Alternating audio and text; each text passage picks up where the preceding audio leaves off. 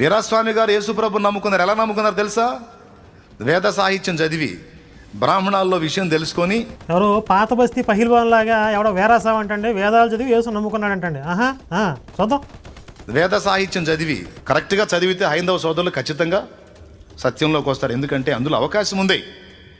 అంటే వేదాన్ని కరెక్ట్గా చదివి అర్థం చేసుకుంటే యేసు నమ్ముకుంటారు, ఇది అని వీడు చెప్తుంది. దానికి ఎగ్జాంపుల్ పాత బస్తీ పహిల్వాన్ లాగా వస్తాది వీరాసం గురించి చెప్పాడండి. వీడికి ఒక మంచి లాజిక్ చెప్తానండి. ఒక మెడిసిన్ పనిచేస్తుంది అని ఎప్పుడు మనం నమ్ముతామండి? కొంతమంది మీద ప్రయోగాలు చేస్తారు. ఒక 1000 మంది 2000 మంది మీద ప్రయోగిస్తారు కదా. ప్రయోగించినప్పుడు అందులో కనీసం ఒక 98-99% రిజల్ట్స్ ఫేవర్గా వచ్చినాయి అనుకోండి, పాజిటివ్గా వచ్చినాయి అనుకోండి, అప్పుడు ఆ మెడిసిన్ పనిచేస్తున్నట్లు. 1-2% మినహాయింపులు ఉంటాయి.